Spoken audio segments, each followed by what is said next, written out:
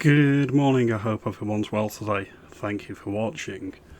It's been all over the news this evening that there seems to be manoeuvres going on by a lot of the Labour front benches to get Keir Starmer out of number 10.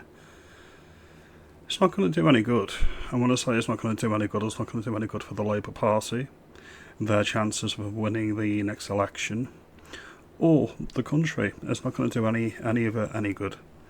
This political party is not the party of the working class.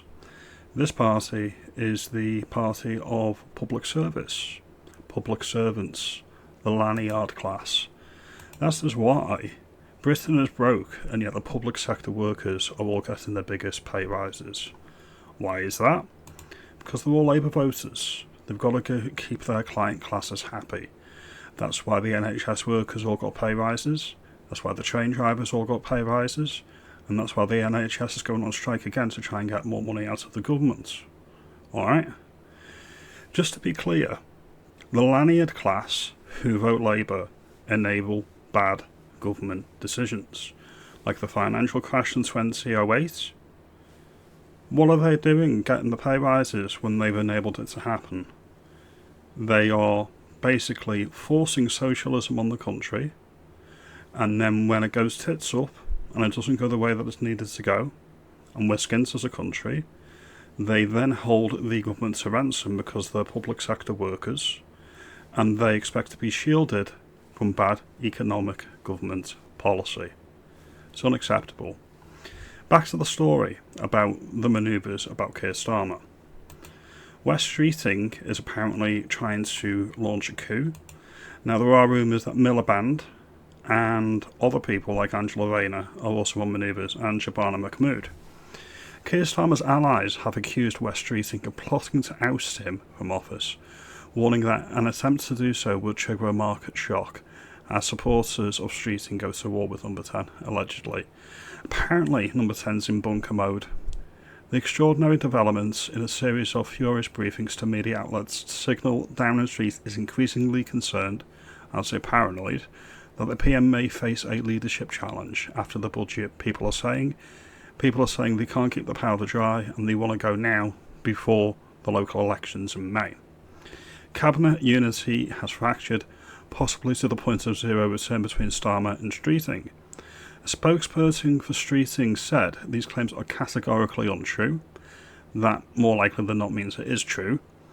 Wes's focus has entirely been on cutting waiting lists for the first time in 15 years, recruiting 2,500 more GPs, and rebuilding NHS that saved his life. And Keir Starmer's bit back, and he's turned around and said he's reportedly vowed to fight any leadership challenge that may follow the budget or next year's local elections. The Prime Minister is said to be alive to the growing threat to his position, and has been making more of an effort to shore up his position with MPs. He's reportedly told ministers that any attempts removing would unnerve the bond markets. That old chestnut. As I say, it really makes no difference on the back of it who replaces Keir Starmer. Me personally, I'm a political pragmatist. I will never vote Labour. They do not have my support. I want Keir Starmer to remain in post, and I want him to remain in post because statistically, tactically and pragmatically, he's the best shot at getting rid of Labour at the next general election. He's so universally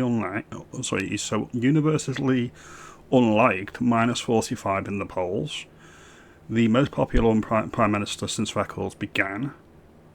He's the best shot of getting rid of Labour. If they get somebody else in, either the diversity hire that is Wes Streeting because he's openly gay, or the diversity hire that is Mahmood because she's a Muslim and she's a woman and a person of colour. If I was to tick my diversity bingo card, do you want to go for the full set, so I'd pick Mahmood over Wes Streeting, and many people on my channel agree, according to a poll put out. I've got a quick visual aid here, a quick video clip, and this is the issue that Labour has, and which is why I'll never vote for Labour. So I'm going to run the clip now. I'm much more of a people person. I'd like to feed all the hungry little children of the world. I'd much rather help my fellow man than some Spare a dollar? Oh, get away from me, you bum! This is the first type of Labour politician. Middle class, upper middle class, not working class, came from liberal parents. Think of your Emily Thornberrys, think of your Harriet Harmans. These people have scorn and disdain for the working class. They don't see the working class as legitimate, they see them as something to be managed. Your Yvette Cooper, she would be in this category as well. They would class us all as bigots, racists, far-right thugs. This is your first type of Labour politician. Nothing but scorn or disdain for their voter base, the working class people. Alright? Be very, very clear on this. They are not your friend. They'll never be your friend. In fact, you are nothing but a vote to them. That is the first type of Labour politician. Then you go on to the second. The second type of Labour politician may have their heart in the right place. They may be genuinely a good person, or think they're a good person, or think they are doing the right thing. This is the second type. Buffy, can you see he's just hungry? Here you go, sir. A nice sandwich for you. This is your socialist. These are the people plugging the breakfast clubs for people. Rather than lowering taxes and making sure that people can feed their own kids, they think that if they tax the general population more, put on the breakfast clubs for people instead. People don't want socialism, in my view. People don't want to be ignored, and they do not want socialism. This is the issue with the Labour Party. These are the two options you've got. You can be spoon-fed socialism, literally, or you can be ignored. These are the two options. The socialists would be your refugees welcome crowd, your Lisa Nandies, alright? Most of the Northern Caucus of Labour MPs are socialists, or at least pledge or say they are socialists, alright?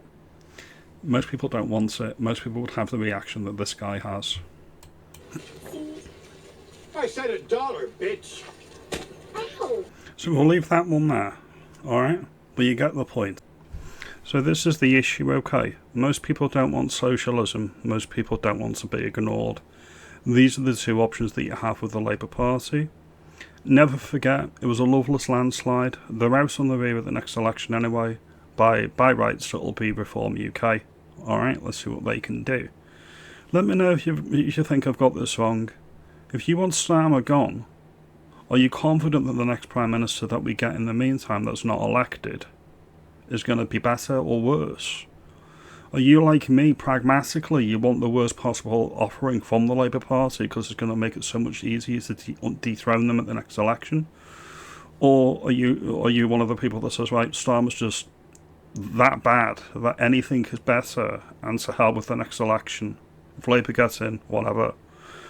As I say, I'm pragmatic. Your mileage may vary. You may think I'm calling this wrong. Do you think it'll make a blind, bitter difference whoever comes in after Keir, the Starmer boss? I don't. Anyway, these are just my thoughts. Like, subscribe, and I'll see you in the next video. They're not going to change direction. Have a good day.